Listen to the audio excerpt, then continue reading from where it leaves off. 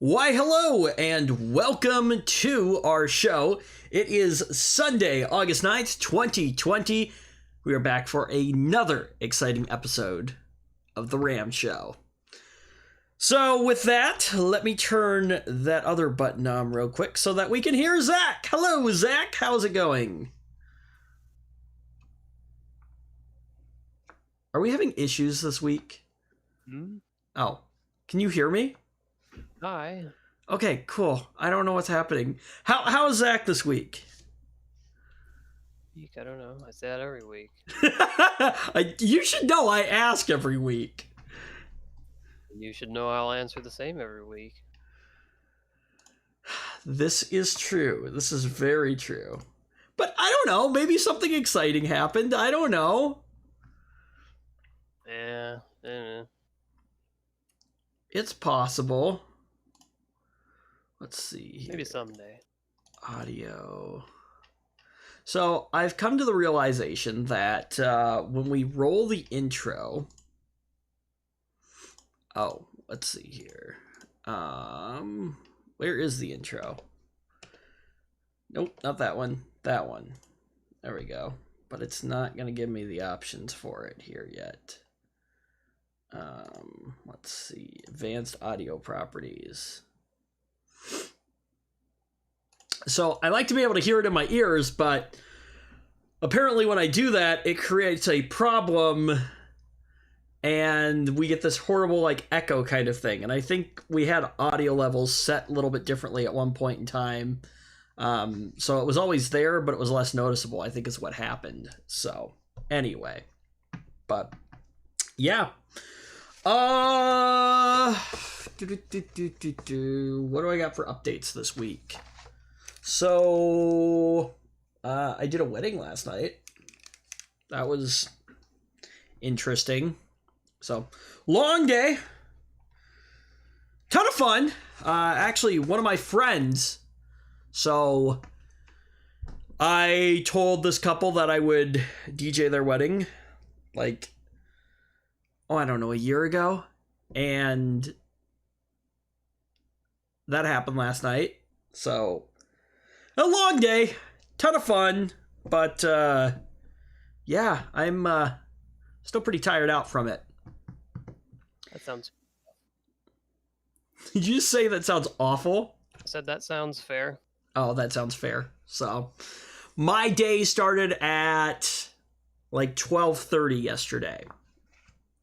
So, there's a location that I volunteer at. It's a like outdoor kind of like there's a large amount of space, a large amount of land and stuff like that, and it's got some nice scenery. And so the bride wanted to do some pictures out there, and so I had to go unlock the gate for that. So whole wedding party comes out, we do the first look, and then the bridal party does some pictures out there. So that was pretty fun. And then I had to head over to the reception venue, or the ceremony venue, which was also outside, and set up some sound for that. So I did that. And then what was really awesome was the venue for the actual reception portion of it is literally just across the street. So that was pretty cool. And I have like two systems, so I'd already had my main system set up across the street. So anyway, I was able to head over there and dump my computer in, and then that was pretty easy because like the dinner music portion was just all like Spotify, like playlist and stuff like that. So that was really, really easy. Now, here's the funny thing is the groom came up to me later in the night. So I have a laptop that I take with me when I DJ. It's designated just for doing the DJing with. It's got the software on there. It's got our music loaded on. But I also have my MacBook Pro because I'd use that at the ceremony with the music that they wanted for that. And then I was using that as a secondary system to play like all their dinner music and things like that, and like anything out of Spotify. Now I can do this all out of one system, and I have a USB sound card that like hooks in. So it gives me 2 audio devices to be able to play music out of. So I can play music either directly out of the headphone jack or over this USB audio card thing. And I set up the software so that all the audio from the software comes out over the USB thing. And then let's say I need to play something else or do something on the other end, I can separate those 2 things. But anyway, so yeah, the groom comes up and he's, requesting some songs, and he's like, "Are these both your computers?" I'm like, "Yeah." He's like, "That's awesome." So that begs the question, how much tech is too much tech, Zach? I don't know. You don't go probably as crazy as I do. See, it's funny, you're a hardware guy, but I probably have more overall hardware than you do. I suppose. I don't know. I mean, How many systems do you have? And we're talking either portable or desktop.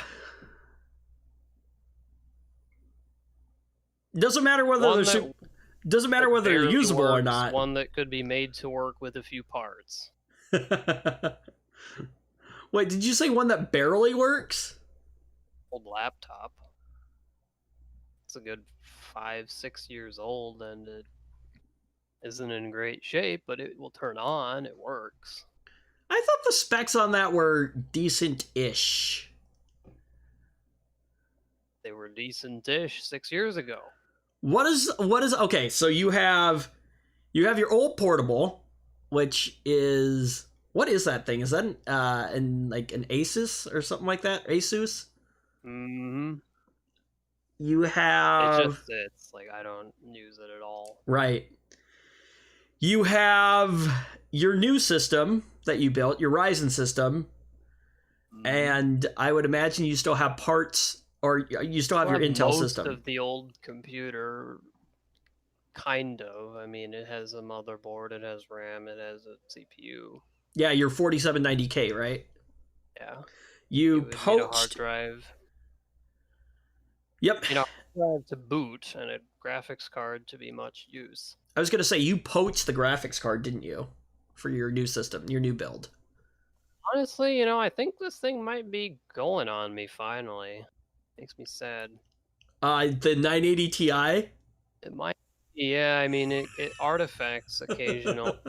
Do you remember when we shoved the 980 Ti? There's a video on this, by the way. We put your 980 Ti in my toaster system. Do you remember that? Yeah. Do you remember the weird, like, totally screwed up power solution that we had to use for that? Oh yeah. Worked. It did work. Nobody should try that. In any case, I really hope it lasts like a month and a half. That's all I can say. So let me ask you this. So if you're going to upgrade, what do you go for? I don't know. You go for a 20 series? No. Oh, you're not going to go for a 20 30 series. series is looking to be too much of an improvement over 20 series to even justify it. Oh, so you might jump to 30 series. Why not? I mean, I got 5 years out of this one. Almost. Not horrible. No, not at all. So what does so you've got, like, I mean, we don't even know the names of the cards that are coming out yet. But if we assume that everything is the same and it's, and 60, 70, 80 Ti and a Titan for really rich people, I don't know. I'd go for an 80 or an 80 Ti most likely. So you've got 3 systems in your possession, only one of which is 2.5. very, very usable. Only Okay, I'll give you 2.5. Well, I've got systems here that are okay. So let's see here. What do I have? I have Redmond, which is sitting right next to me. This is my main working system. I have Titan, which is... See, you don't name your systems. I do. No, I don't do that. I never understood why. Is it that you cannot be bothered to, or that you just don't care? Or is Doesn't it really mean anything to me, I guess. I don't know. okay. For me, it's a way of identifying the systems. So I've got Redmond, again, which is sitting right next to me. I have Titan, which is in my bag. That is that new Dell G7 that I have. And that is my main portable working machine, which actually doesn't get used that much. Then again, we've all been self-quarantine isolation things, so, haven't had a ton of a need for it. Let's see, what else do I have? I have the MacBook Pro. I have the Mac Mini. I have the Mac Pro G5. I have Casper, which is actually not usable right now. That's an old Dell system that I have. I have Maverick, which is my old previous system, which is now running as a Plex server. I have... I don't remember what I named it. Maybe Trixton or something like that. Starts with a T, which is a little like portable 2-in-1. And I don't know where the charger is for that thing right now. I have... What else? And then I think I've got like 2 or 3... Oh, I've got my Windows XP machine, which is an old Dell like Inspiron system. And then I think I have like 2 other laptops floating around. I just picked up a new Dell the other day. And then I have like an old HP with like some AMD Athlon processor in it that, yeah, it's not great. And the Dell one that I picked up the other day, I was like, okay. So I picked it up for like $20 or something like that. I don't remember exactly what was wrong with it. And, I think it had a password on it. So I that's what it was. Totally got around that with reinstalling Windows. There was some BS crap I had to do with that. But it's a dual core system and it runs like garbage. It has like a Core i3 or Core i5. I think it's a Core i3. Might be a Core i5. But I was like, I picked one of those up and I'm like, oh, that should be decent enough. And then come to find out that it's only a dual core processor. And I'm like, oh, well, that's why this thing runs like hot garbage. So. I mean, not necessarily. But I don't know, whatever. When you go from either a 6-core or, well, a lot of what I'm running is like... Probably a lot more things that are outdated than just the CPU. Well, okay, so it's only got a single DIMM of memory in it. So yeah, but that's not going to be something you notice instantly. RIP dual channel. It's got an SSD in it right now. But anyway, that might just be one that I like flip and get rid of it.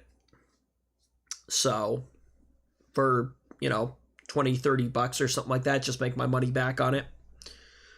So yeah, but so that's why I say how much tech is too much tech. Although, here's the thing, I am thinking about getting rid of a lot of those systems and exploring maybe doing some virtualization. Would be a learning experience. It would, but if I could build a virtualization server, I could eliminate at least a couple machines because I could fire up one to run a Linux distro. Probably wouldn't even need to virtualize it though. Like, what is the reason to separate them? Different operating Besides systems. Just wanting to. Well, that, but different operating systems. Because one of them would be a Linux distro. Likely Fedora. Is it necessary for them to have different OSs? Well, I want to run MySQL. And while I can technically do it on Windows, the and I want to run Apache and things like that, and I think a lot of that is much easier on a Linux distro.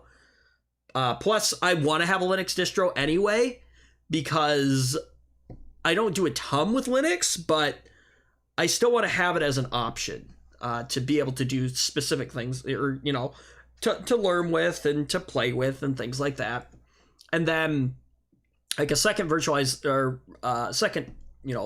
server would be like a Plex server. And then I would probably honestly, I'd probably run something like FreeNAS, and then also run something like FreeNAS or something on it. Or did I already say twice? Said that twice. I'm sorry. I would probably run something like Unraid on it, which I can do virtualization with, and then also do like a FreeNAS system on it as well. So part of it would be NAS, part of it would be a virtualization server. So that's kind of the thing there. And I don't know what that looks like or anything, but and I don't know. I guess you don't need a ton for virtualization, but I guess it also depends on how many systems you want to run on it. But that would, like I said, that would eliminate a couple of systems for me and compact everything down into one system. And then if I wanted to have like test environments for specific things, I could just fire up virtual machines on it. So maybe one of them is running, I don't know, a server operating, Microsoft server operating system for doing specific testing with that. Or I have a system that is designed specifically for pushing up, Windows updates down for testing purposes before they hit my regular systems. Did I tell you about this? I installed a Windows update the other day on Titan, and it like totally broke Chrome. Like I could launch Chrome, but I couldn't get anywhere. Like no pages would load. Uninstalled the update, everything started working again. Yeah, I can believe that. So, you know what I love? I went back and listened to last week's show, and there's still a lot of things I need to work on. I do this from time to time. So one of the things I'm trying to avoid doing is saying because I do it a lot, and I'm going to probably go back and rewatch this stream later and be like, oh, I did that way more than I thought I did. Oh, I don't want to listen to myself later. I know you don't. So one thing is I really want to try to be better about taking our stream here and then cutting that audio and uploading it as an actual podcast. So we'll see how that works, but I want to be better about doing that. And then that way, because, these streams are pretty long, if people don't want to watch them, they can listen to them. And that's what a lot of people are doing with stuff like this. So, anyway, I'm hopefully going to try to be better about that. But with that said, let's actually get into topics for this week. So, our headline topic this week, Apple is under a little bit of fire right now because they are picking on the little guy. So what's new? Well, we'll get into it in a moment. Zach, what has been a problem with Zoom? I don't know. What have people been doing? And Zoom got some heat. Well, yes, but Zoom got some heat for this and then implemented some tools to try to cut down on it. I don't know. The term Zoom bombing. Remember we talked about the Twitter hack last week? Yeah. So they were, we talked about the Twitter hack last week. So they were doing a hearing, a virtual hearing utilizing Zoom, and it got Zoom bombed. Oh man, honestly, I just picture a bunch of fancy executives and senators and whoever in suits and ties, and then some troll just joins the room and starts spamming or whatever. And oh, it's great. And I just picture a bunch of old men just like, what is this? So just absolutely bewildered. I mean,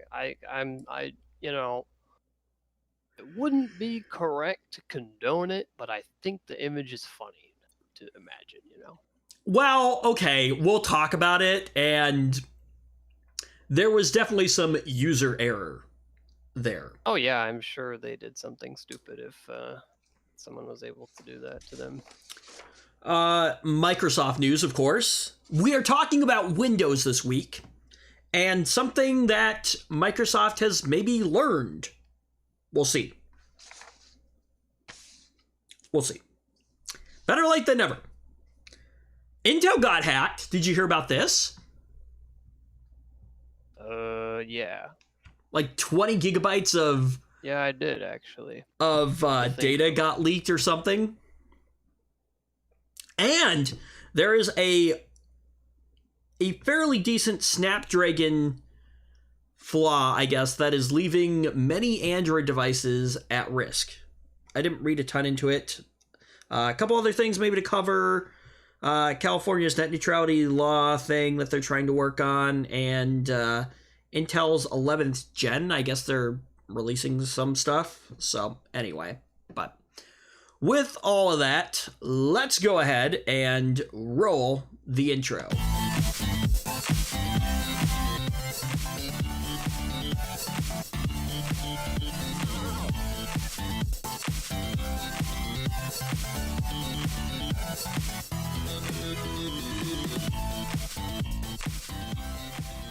That is going to take a little bit of getting used to, not being able to hear that in my ears anymore, but I think it will eliminate the problem of the... Hang on.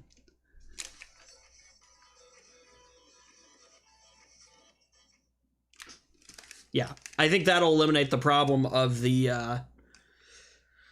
echo that we had going on with that. So anyway, let's get into this right away. And actually, what I need to do is I'm going to pull this up over here because this is a very visual kind of thing here. So Apple is taking legal action against a small company's Pair logo. Zach. So Prepare, it's a meal planning and grocery list app that helps people discover recipes and a whole lot more. And basically, it's a spinoff from the founders of Super Healthy Kids. I have no idea what that app is, but anyway. Okay, I'll save the comment, actually. No, go for it. No, it's... I need to think more about it. Oh, okay. So, let's see here. Drive... Because let me pull this up and get you a picture of this new logo. Well, I don't know if it's actually a new logo, but the logo in question that we have. So, here we go. I am going to send this over to you as well so you can take a look at it here. All right, so here we go. Here are the two logos side by side right here. They don't even really look the same at all. Right! Exactly! So anyway, this company here, Prepare, is saying that their logo is now under attack from Apple. And the other day, so this was on Saturday, so presumably on Friday, Super Healthy Kids shared a post detailing their new legal woes with Apple. And according to the founders, Apple has opposed the trademark application for their small business Prepare, demanded that they change their obvious pear-shaped logo and that's used to represent their brand in the recipe management and meal planning business. Now, there's a petition on change.org, excuse me, and Prepare says that before attacking us, Apple has, get this, opposed dozens of other trademark applications filed by small businesses with fruit-related logos. So it looks nothing like Apple. No, but it's the fact that it's a fruit. So? Apparently. And here's the thing, is that because... I mean, that's not an incorrect statement, but... Here's the thing, because of this, many... look at that and think that it looks anything like Apple. No, it doesn't. And we'll talk about that in a second. But here's the thing. So because of Apple's action against a lot of these small businesses, many of them have decided to either change or abandon their logos, or they just can't fight Apple because they don't have the funds to do it. And I think some of them have even gone out of business. Really I think that's really stupid, honestly. Like, you know, if someone gets legal action against them by a big, giant, super mega corporation, you know, it's going to cost them just to fight them. Even if the allegations or whatever is being brought against them are complete nonsense, it's still going to cost them a lot of money. Here's the thing. And Apple knows that. That's why they do it. Yes, yes, exactly. They do. And, you know, that's a drop in the bucket for them. They don't care. It's like, you know, it's like going and, you know, having lunch at McDonald's, you know, for a billionaire. And Prepare is saying that they are a small company. They have 5 people on staff, and the legal costs have already cost them many thousands of dollars, and they've even had to lay off one of their team members in their legal fight against the iPhone maker, Apple, which is really sad. Now, Prepare says they feel a moral obligation to take a stand against Apple's aggressive legal action against small businesses and fight for the right to keep their logo. They are defending themselves against Apple not only to keep their logo, but to send a message to big tech companies that bullying small businesses has consequences. And so far, just over 8,200 signatures have been signed out of a goal of 10,000 signatures on change.org. Now, here's the thing. Yeah, but what is the petition going to do? I don't know.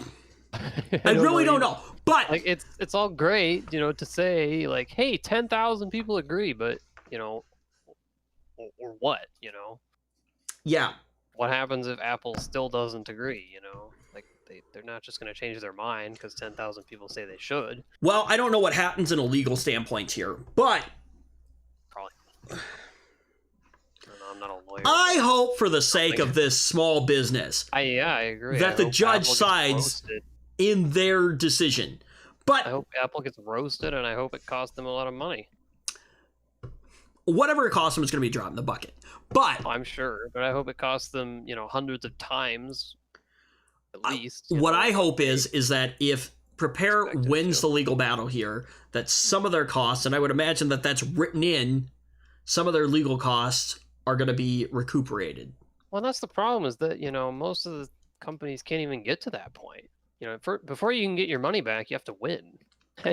Right, you know, but before you can win, you have to... It's expensive to win, to front the money to win, you know? Exactly. You don't have any money to front to win.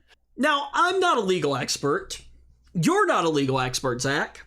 We're not legal experts, but look at them. They don't look anything alike at all. Now, here's the thing. If I remember correctly about copyright law, is that as long as you change one slight little thing, you're no longer copywriting something. Now, I don't know how that works with trademarks. I'm willing to bet it's more nuanced than that in the case of I'm like sure it is I'm sure there's a gray area in there. But come on. I bet it's up to even like, like the judge that sees this. Right. But I mean, come on. Come on. No one with any common sense is going to look at these and say they're anything remotely close to each other. So what is Apple arguing then? What is their argument for saying that this is too much like their logo? I don't know. Is there any such argument to read? Let's see here. So here are the documents. I think. Oh, goodness gracious. Wow, the fruit has a leaf on it in their logo, and so does ours. It's basically copied. So notice is hereby given that the following party opposes registration of the indicated application. Let's see here.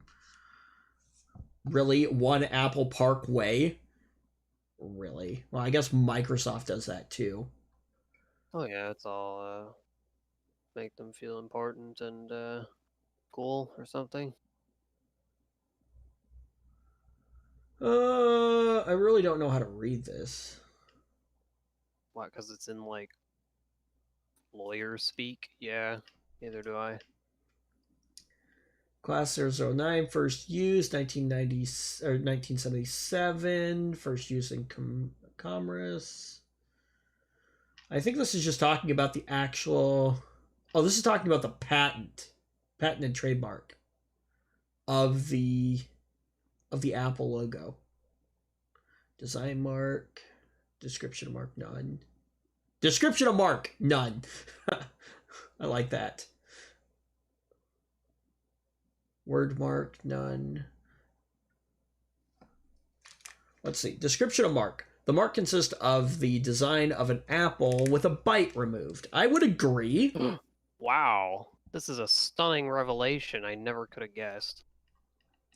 I thought this was actually...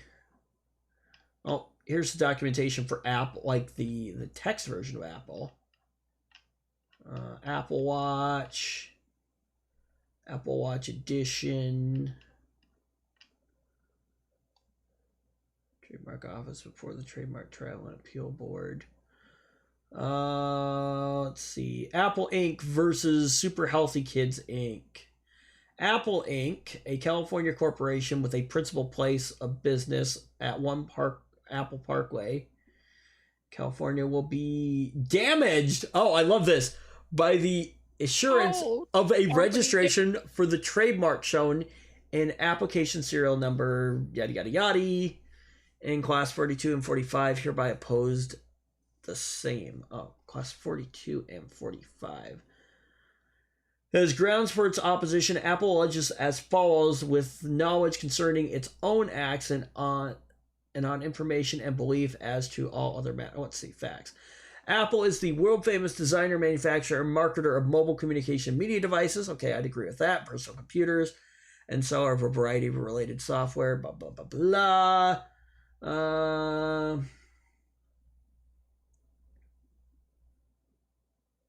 Let's see. Since at least as early as 1977, Apple has extensively promoted, marketed, advertised, distributed, and sold goods and services in connection with a family of trademarks consisting in whole or in part of the word Apple or its graphic equivalent, the Apple logo. Okay. Let's see. Apple's family of Apple marks are distinctive, arbitrary. Let's see. Most valuable but what brands. Is the claim? That's what I'm looking for. I just cannot even begin to understand what is the actual claim that they're making, though. Crazy. It's bonkers.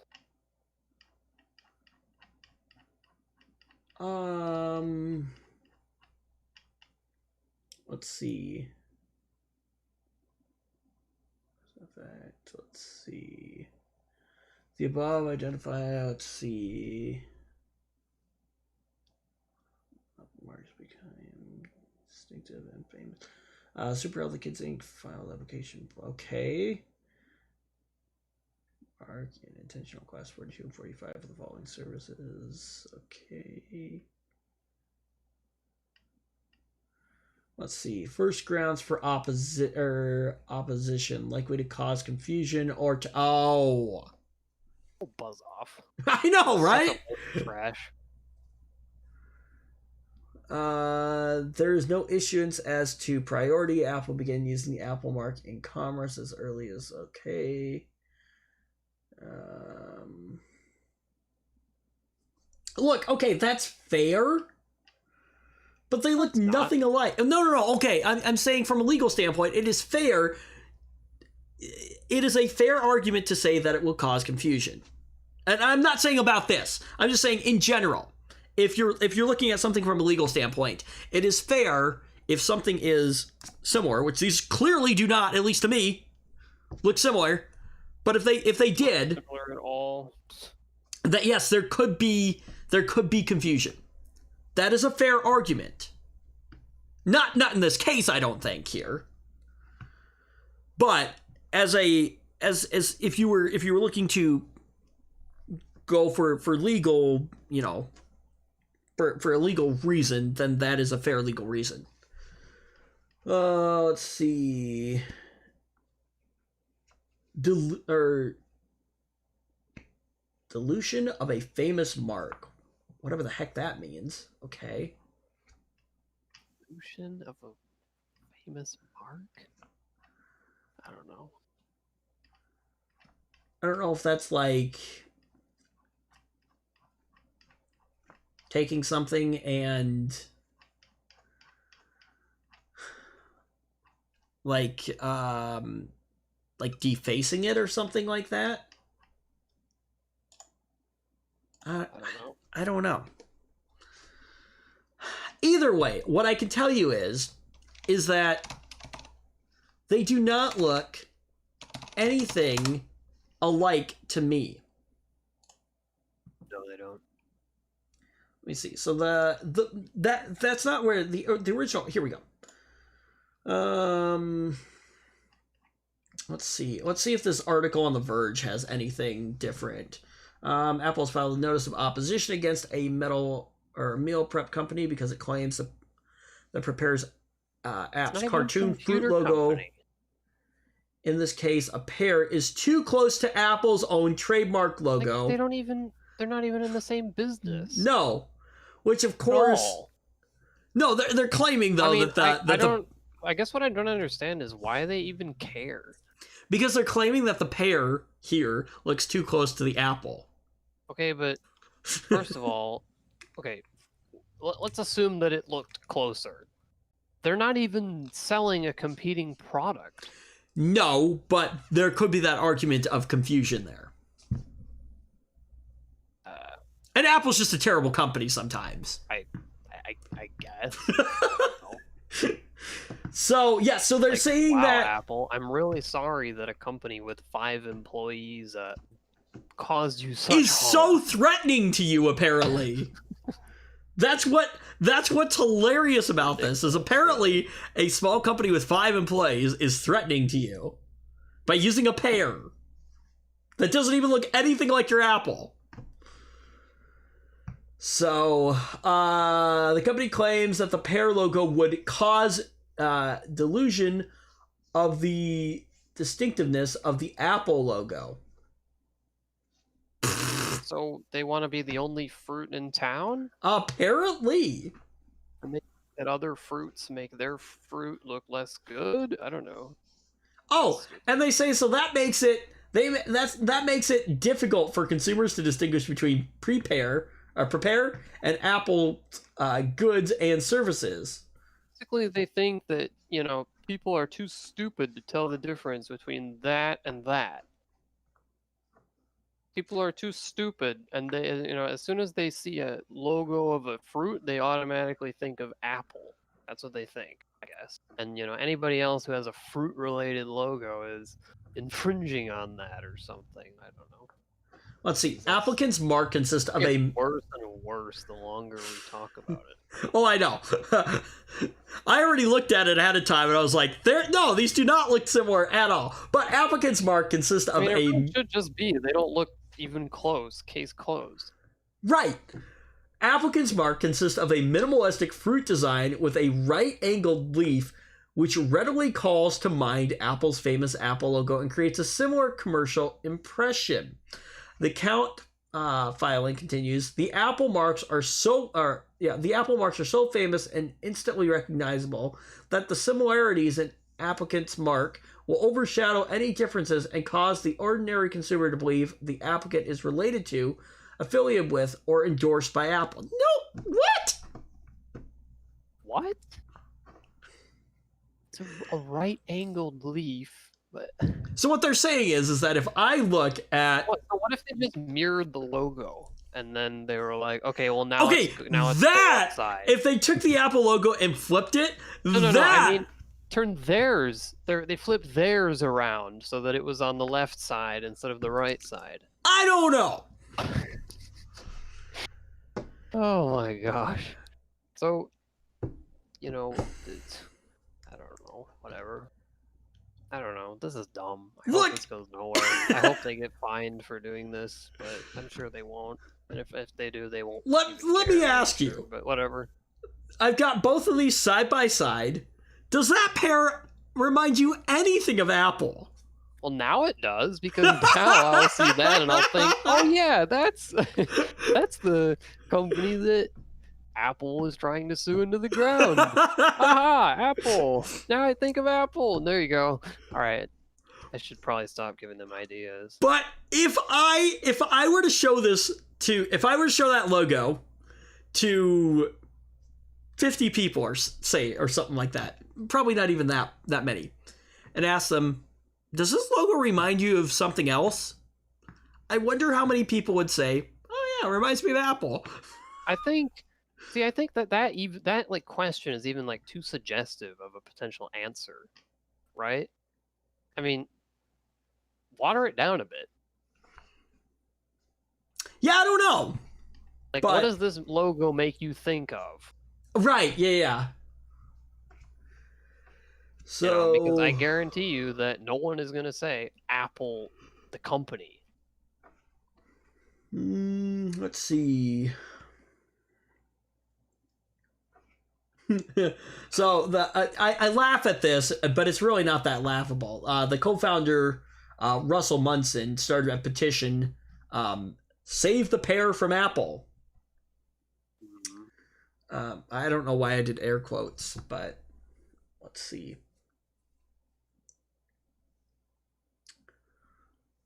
Let's see. So Apple's court filing states that since it offers identical and or highly related goods and services, and it has services related to computer software as well as healthcare, nutrition, general wellness, and social networking, that a meal planning service app would be meal planning software? No.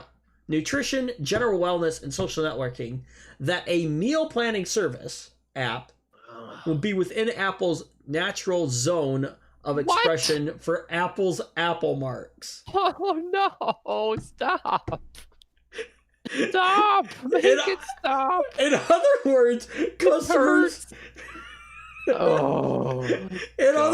Customers may look at Prepare's logo and assume the recipe app is an Apple product because it's something Apple might do. Oh, okay. Oh man. Apple points out it has several health and nutrition related apps and services already. I don't. And how world famous are they?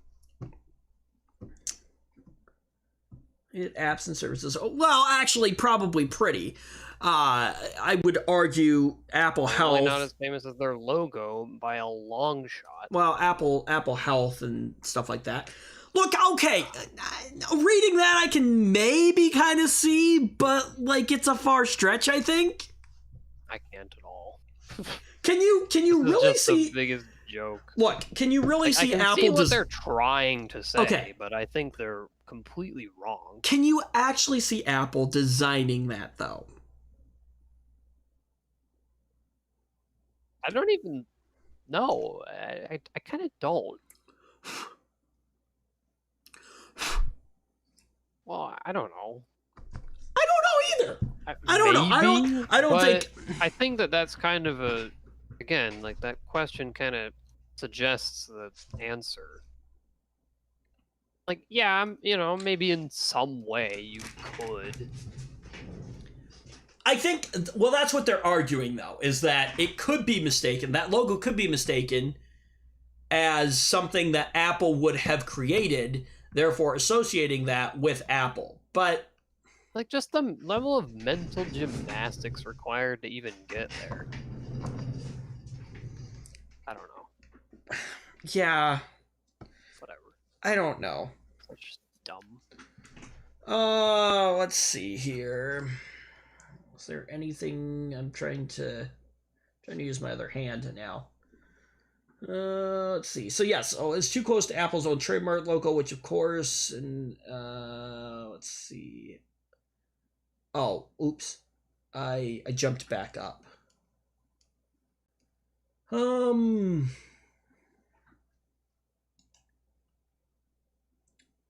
Let's see. He writes the company's small business, 5 employees. I covered that.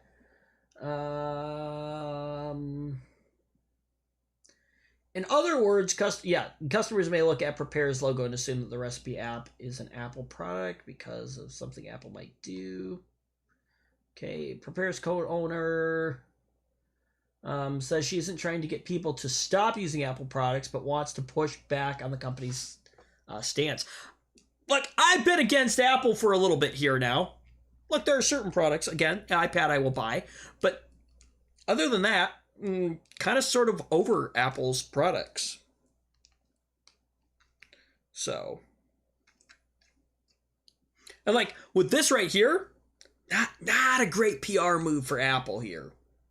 I don't know. Maybe in a perfect world, this would blow up and a lot of people would know about it, and I'm sure it would be a disaster for them. But really, I don't see that happening. No, I don't either. This will probably get swept under the rug and whatever. Well, and here's the problem. This isn't the first time that Apple has pursued legal action against another company for a similar looking logo.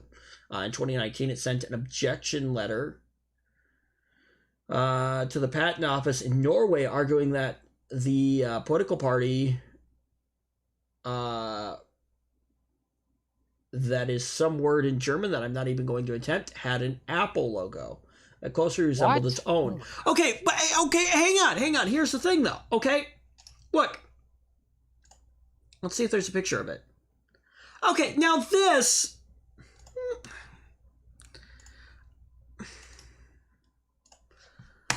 I don't know how I feel about this. So this is the other logo that apparently Apple had an objection to. Now, okay, look, here's the thing about this. It doesn't even look like Apple logo either. It's an Apple, though. Apple, but okay. It doesn't look anything like Apple's logo. No, it doesn't. Besides being an apple. I mean, you can't have it. Like, it would just be ridiculous to say that they have like a monopoly on using never mind. The object Apple in a logo. I was going to say, I think is Scholastic, but no, Scholastic is a book. I was going to say, is Scholastic an Apple logo? There's other companies that have an apple in their logo. And especially like a political. So if Apple wants to make the argument on this whole, it could be misinterpreted. And what does Apple have to do with politics? But what are they arguing? Apple News? Well, now they have something to do with it because they've done this. They just got themselves involved in it by taking legal action against a political organization. Okay. Look, okay. And this one here. This one right here. Look, okay, at least on this one I can kind of see the little leaf. This is the closest one, but I can see the apple leaf. That's the little leaf. That's the only thing I can see. I just man, imagine having to be the lawyer that has to try to explain this to, people who you need to agree with you. I don't know, a judge or a important person that makes the decision. I don't know how this works. Just imagine being the person who has to say all this crap with a straight face and being completely serious. I don't know. This is so stupid. They don't look anything alike. And let me ask you, do you remember, I don't know. So Nickelodeon did this a long time. They used a pair. Do you remember? No. Honestly, I don't. Let's see. Let's see if I can find an image of... I would argue... Now, I wonder if... Now, okay, so Nickelodeon is a much bigger company. And actually, I don't even know if Nickelodeon... Well, no, I'm just saying in general. And I don't even know if... let's see here. So yeah, so Nickelodeon basically did a spin-off of, like, Apple products, right? And one could argue... Okay, so here we go. So here's this, right? Let me shoot you a picture of this, right? I would argue that would resemble more of a... And I don't know. Only because of the icons. Yeah, okay, I guess. But I guess one could argue, right? That's a pair right there. And I guess one could say that, look, I don't know. Nickelodeon has lawyers and things like that. They may have gotten some kind of clearance for this, right? It was also a different time. But, like, I don't... Look at right down here. The little home button. Now, one would argue that the home button is a very, very, like, iPhone Apple thing. I would still argue for the icons more than I would argue for the Oh, those look legitimately... The icons do look pretty similar. Well, okay, you never actually... I think those are, like, added, because you never actually see the icons in, like, the show or anything like that. They never actually show icons. I was talking more specifically the back of it. But anyway. I mean, I don't know. That's the first thing I thought of when I saw that pear-shaped logo thing. I was like, Nickelodeon did it. I don't know if they ever got any flack from Apple for that. And again, like I said, they've got bigger... So, one, Nickelodeon has bigger lawyers, so Apple may have been like, it's not worth it. Or Nickelodeon may have gone through the proper channels to actually obtain some legal protection and rights to use that and yada, yada, yada. But, yeah, I don't know. Anyway, so... Wouldn't that fall under just like a parody, I guess? That's like a... Not a parody. Well, no. Okay, yeah. I don't know like how all that... In no way attempting to imitate an iPhone. If anything, it's almost like a joke imitation, like a satirical imitation of Right, yeah, and... I don't know. That is a very big, like, gray area. We're way out of our lane here in terms of legal stuff. I just think that all of this is so stupid. It's so stupid. Look, it's clearly not an iPhone. Let them do what they want. It's clearly not an Apple. Let them do what they want. You know, like, I don't know. Whatever. Yeah, It's clearly not copying your logo. Let them do what they want. You know, that's it, really. Final thoughts on this is that all I can say is I hope that this works out for the little guy. I hope it blows up in Apple's face, and it probably won't, though. No, probably won't. But anyway. So let's move on. So the alleged Twitter teen hackers hearing got Zoom bombed big time. So we talked about it last week. So last Friday, a 17-year-old, his name is Graham Clark, he was arrested and charged as the mastermind behind the massive Twitter hack. He allegedly posed as a member of Twitter's IT department and used Twitter's own admin tools to break into accounts. Now, the court had publicly revealed last week that it was going to be holding the hearing over Zoom. Now, here's the thing about this, is that in Florida, the general public is allowed to attend these hearings, as far as I understand. So, there's that. So they held a Zoom session. An invitation, please come troll us. They held a Zoom invitation, or Zoom hearing, with no password required. Oh yeah, please come troll us. Because that is totally the best way to start that off.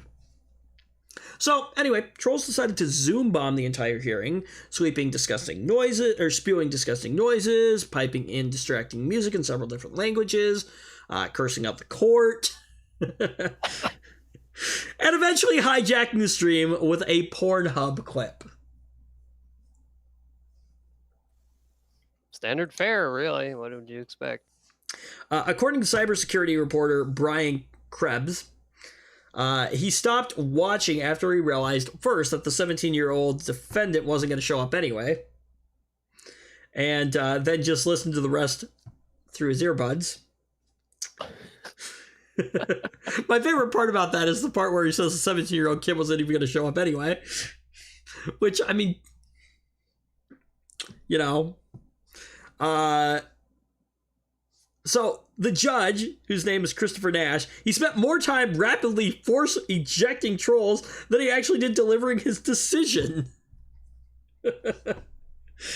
Now, here's the interesting... Well, okay. So, I mean, Zoom has increased security a little bit. So now you actually have to be accepted into...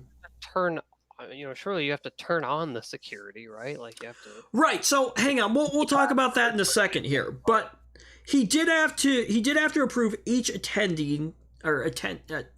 person attending the meeting. Like he had to actually say, hey, you can join the thing.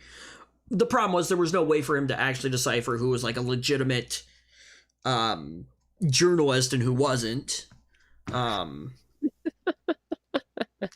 Here's the thing about this. Between all of this, though, or throughout all of this, though, both the judge and both lawyers from either side stayed really, really calm and just kind of let things happen, and then they moved on like nothing happened. So they stayed very professional about it. But it got to a point where I think after the Pornhub video came up, where the judge was basically like, "Okay, we're done."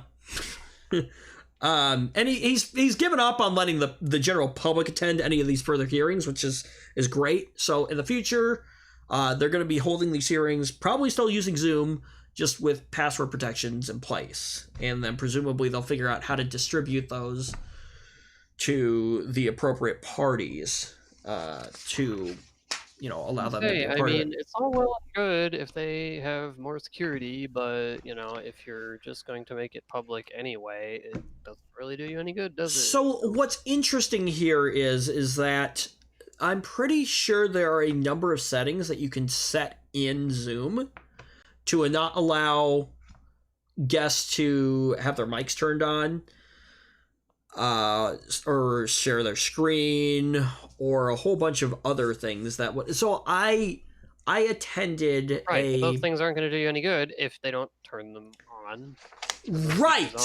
Right, exactly. So is it, and that's why I said there may have been some user error there. Now, on the other hand, there may have been a lack of knowledge in terms of those particular settings. So is that on Zoom's end, and is that something that they should maybe make more clear in their documentation? Because I attended a Zoom session. It was some kind of webinar for, I don't remember what. It was from Pulseway or something like that. Have you ever heard of Pulseway? I have no idea what that is. So Pulseway is a management software for managed IT companies and things like that. Okay.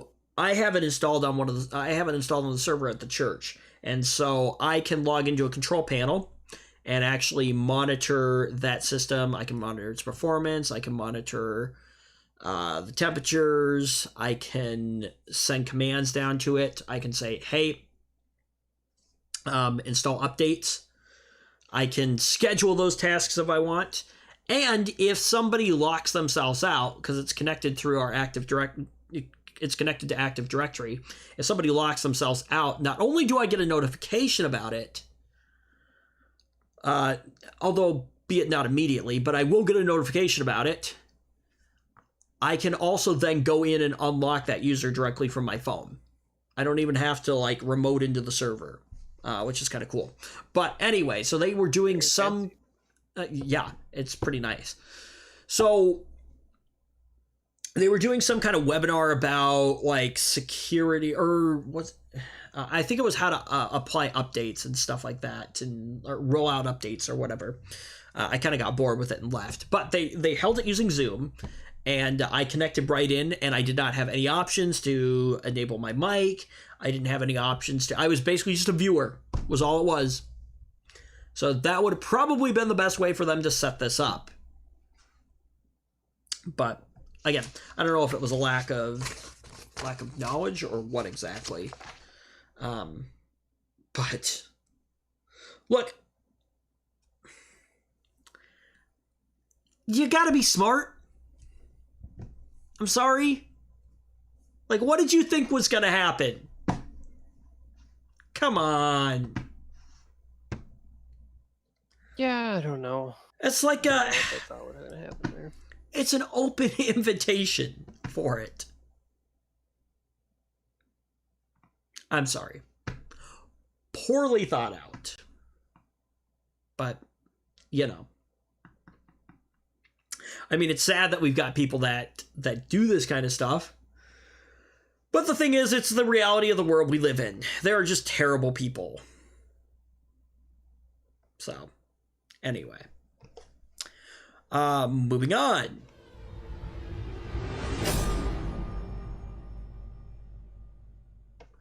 So, Microsoft news for this week. Microsoft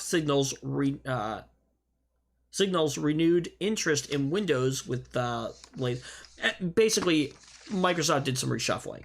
Microsoft is making some significant changes to the way it runs its Windows organization this week, signaling a renewed focus on the operating system that made its name. In parts to, Bill Gates and things like that. Anyway, so the software giant placed Surface Chief Panos Panay, I think that's how you pronounce this guy's name, in charge of Windows earlier this year, and now they're reshuffling the team. So, which follows Microsoft's decision to slice Windows. Yeah, see, here's the thing. They basically sliced the whole Windows team into, like, two parts more than, like, 2 years ago. Just, like, so there's, like, one team that does, like, all the development in terms of, like, I think like the apps and the start menu and like new features, and then there was another team on like the AI. Oh, there was an AI team in like Azure that was responsible for doing all the testing and things like that. And so, from what my understanding is that at one point in time, Microsoft used to actually test Windows on real hardware, and then they kind of moved that to, I think, AI. And the Windows Insider, like, thing to have, like, the general public test it, so they didn't have to pay people, presumably. And, like, the reporting tools that companies that are so rich be so cheap. Right? How do they stay rich? So, anyway, but apparently, like, the reporting tools... a lot of product? I don't know if they've gotten better, but supposedly the reporting tools in the like insider builds are not that great in terms of like what gets sent back to Microsoft so that they can actually, which is funny given all the telemetry data, but apparently in terms of like what the problems actually are. Supposedly they've improved that. I think I could be. Don't quote me on that. But anyway.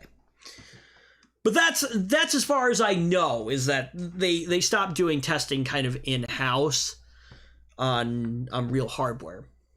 So they've created a new group to work on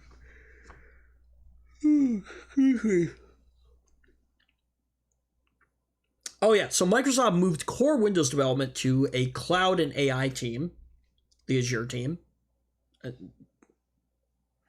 Yeah, that product's got its own issues. Anyway. And created a new group to work on Windows 10 experiences, like, the app menu, the start menu. So Microsoft is now moving parts of Windows development back under Panos Panay's control. And here's the best part. It's an admission that the big Windows split didn't quite work as planned. No, really, Microsoft. And there's been plenty of evidence of it. Like, a messy development experience for Windows 10, delayed Windows updates, lack of major new features. Oh, and lots of Windows update issues recently. Like, I don't know. Your files just randomly deleting themselves? You remember that one? Okay, you know what? To tell you the truth, I'm okay with all of those things except the update thing. Like, that's dumb, right? That shouldn't happen. But you know what? If they're having problems getting like new quote unquote features out, I'm fine with that, because whenever they add stuff that they think is cool, it's always awful and no one wants it, but they really, really want you to like it, so they like shove it in your face and they're like, look at our feature. It's awesome, right? You'll love it, I know. And what did I opened? So let's just, please, just don't touch it. It works fine. What did I do the other day? I opened Edge, and it was like this huge... I opened Edge or something like that. I don't remember, it was on my system or it's like something else, and it was like this huge giant page that like you just couldn't get rid of. It like filled the entire screen.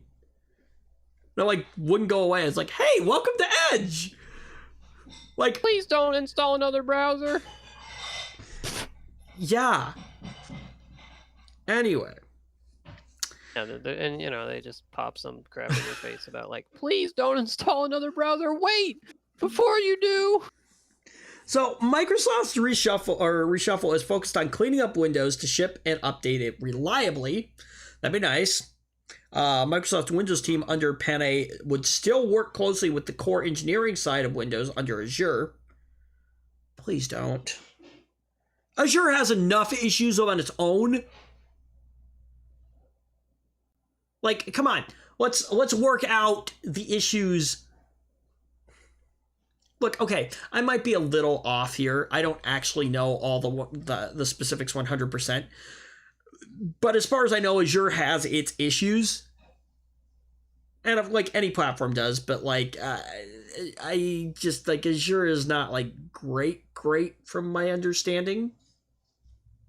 And if that's true, that makes total sense. Let's pass something off to a team that already has their own issues working on the thing that they're actually supposed to work on already. Like, let's let them figure that out first before we give them something else to try to work on. I mean, that sounds like a sane decision, right? Or maybe I'm just wrong. I don't know. But look, if I give a team a job and they can't complete that job correctly, why would I give them something else to work on? So, yeah, I don't know. Now, here's the thing. So, and part of this is probably due to the whole COVID-19 thing, because, look, there has been a much bigger focus on Windows inside Microsoft,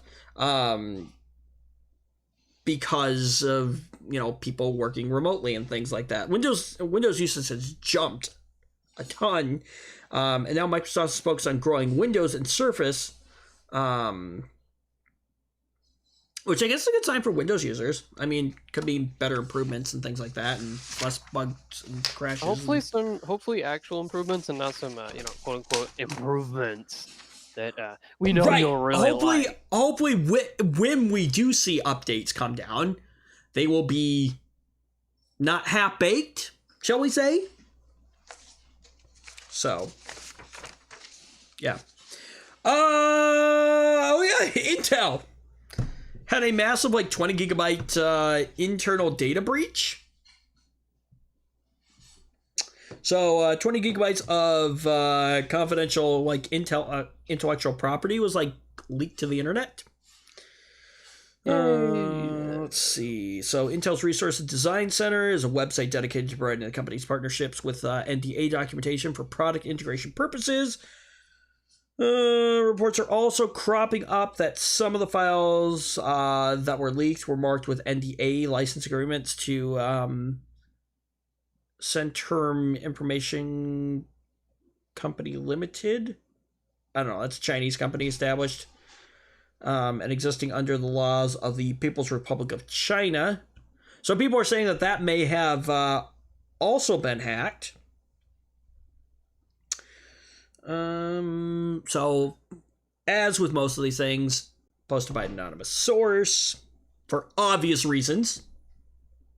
Actually, I don't know about that. I think aren't some hackers very proud of doing that, and they'll sign their things kind of? They'll have a signature. I don't know. I think that's a thing. Probably not with their real name. No. It's their hacker name, but they'll sign it with their hacker name. Surprise me. I don't know if if this is actually true. They depict it in things like Criminal Minds and murder mystery shows where specific, especially with serial killers, they will have some kind of signature that they leave behind at the crime scene. That's a calling card. Right, yeah, exactly. There we go. I think some hackers do that. So, obviously, yeah, not with a real name. Unless, of course, you're, trying to hack Twitter and, using Bitcoin, and you link your Bitcoin with your driver's license, and because, they had to know that was going to catch up with them. Oh. It seems like such a rookie mistake for some people that actually managed to pull off a pretty high-profile stunt, but whatever, I don't know. Yup. Well, I don't know. Supposedly it was just the one kid that was did everything, but then I don't remember. Anyway. So, the source. Some source says that there's more files that are going to be shared soon from this huge data breach. And, excuse me. There's a guy here that says, if you do find password-protected zip files from this stuff, the password is either Intel123 with a capital I or Intel123 all lowercase. So, there you go. Do you want to know what Intel's up to, I guess? So, yeah. And Snapdragon has some chip flaws that put 1 billion Android phones at risk of data theft. 1 billion or more Android devices are vulnerable to hacks that can turn them into spying tools by exploiting more than 400 vulnerabilities in Qualcomm Snapdragon chips. Yikes. 400, Zach. Quite a few. Yeah, just a little bit. The vulnerabilities can be exploited when a target downloads a video or other content that's rendered by the chip. Targets can also be attacked by installing malicious apps that require no permission at all. Attackers can then monitor locations and listen to nearby audio in real time, as well as exfiltrate photos and videos. I don't know if that means exfiltrate, excuse me. There we go. Yep. Exploits will also make it possible to render the phone completely unresponsive. Infections can be hidden from the operating system in a way that makes disinfecting difficult. Okay, that's always great, right? Seems like a tough problem.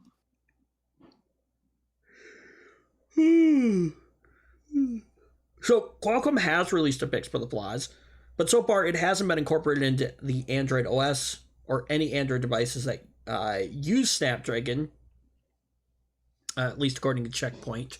Here's the thing about like updates for Android devices too, is that unlike with Apple, each manufacturer sends the updates down when they want to send the updates down. It's not like on a set date. Let's see. So Checkpoint is withholding technical difficulties about, or details about the vulnerabilities and how they can be exploited until fixes make their way to end users' devices. That's probably smart. Probably. So Checkpoint also says that Snapdragon is included in about 40% of phones worldwide. So with an estimated 3 billion Android devices, that amounts to more than 1 billion phones. And Snapdragons are embedded in around 90% of devices. Okay, yep. So the other thing is, there's not much helpful guidance to provide users, for protecting themselves against these exploits. But as a precautionary measure, downloading apps only from the Play Store, probably a smart idea. So yeah. Anyway. I'm not too worried about it. I don't do dumb things with my phone. So, let's see. Intel confirms its 11th generation processors will launch on September 2nd in a slip-up. Apparently, they leaked it on their own website, Zach. Yawn. Do you think maybe they leaked it on purpose to create some hype about it? Wanted to create hype. This is not the way to do it. So, less people are going to see it. For example, leaked benchmarks have shown that the so-called Intel Core i7-1165G7... Oh, God.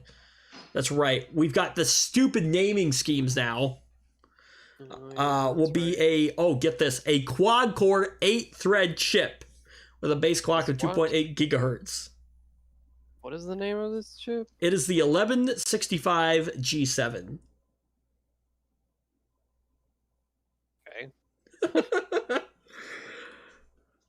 Let's see here. They're also expecting a major leap in the graphics department, as the Tiger Lake processors will be the first to feature Gen 12 XE graphics. Did I say that right? Is that how I don't know. Is that how they're pronouncing that now? I don't know. So leaked benchmarks have also confirmed this, with the Core i7-1165G7's integrated graphics managing to outperform the GeForce MX 350. I don't know how good of a...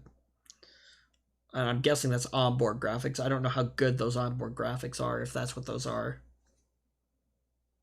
Oh, no. I'm sorry. That is a standalone notebook graphics card that was released by NVIDIA That's probably a lower-end dedicated card. That was launched by NVIDIA just a few months back.